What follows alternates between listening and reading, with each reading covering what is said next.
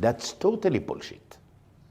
That means that the BDS became another new organization who want to gain also money and power on the suffer of the Palestinians.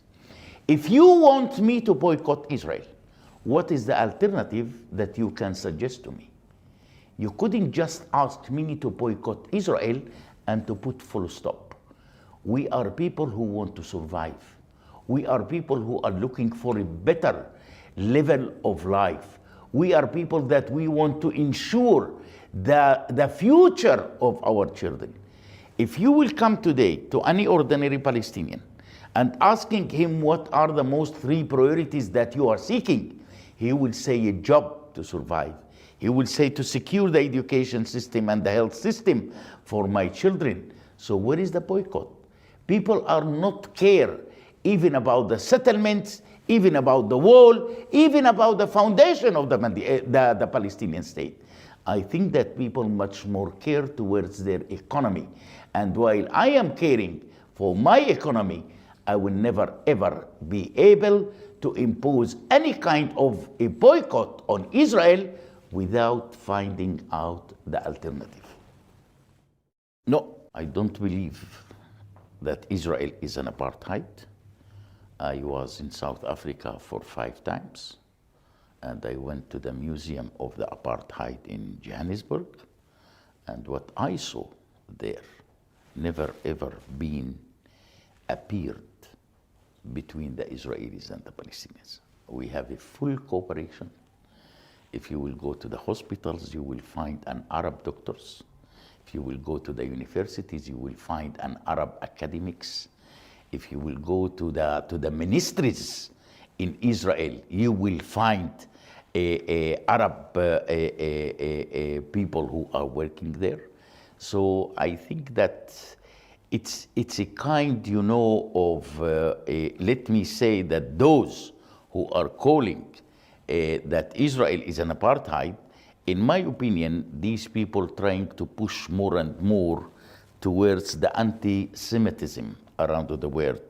And no doubt that by considering Israel as an apartheid, this is another way how to increase the anti-Semitism around the world.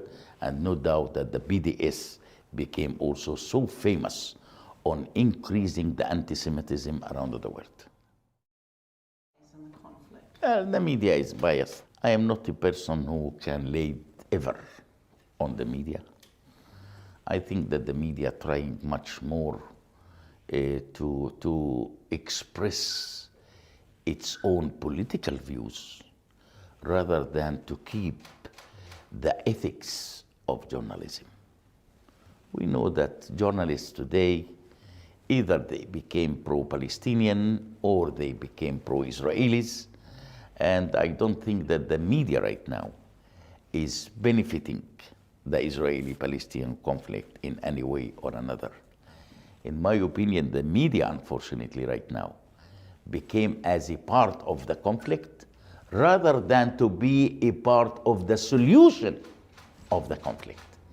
And I think that it is politics, and unfortunately, politics became less and less care and worry about the future of the human beings. I grown up in a refugee camp for 33 years. I think that the UN became one of the biggest corrupt organizations around the world. I think that the UN is still lying on the Palestinians towards the issue of the right of return. The majority of the Palestinians in the diaspora don't believe that the right of return will be applicable one day. Listen, you are talking about almost 4 generations since the 1948 war. These people almost developed in different countries. They have their homes, they have their businesses there, and I'm quite sure that the majority of the Palestinian refugees in diaspora right now are seeking a kind of compensation from the international community rather than the right of return. I was being told that directly from the Palestinian refugees in Lebanon, in Syria, and in Jordan. And I think that the Palestinian refugees diaspora right now are so frustrated, so hopeless from their own leadership, not from the Israelis, by the way. Because what is the Palestinian leadership is really doing in terms to improve the situation of their own people right now in the refugee camps, especially in Syria and in Lebanon. Bashar Assad is butchering the Palestinians right now in Al Yarmouk refugee camp.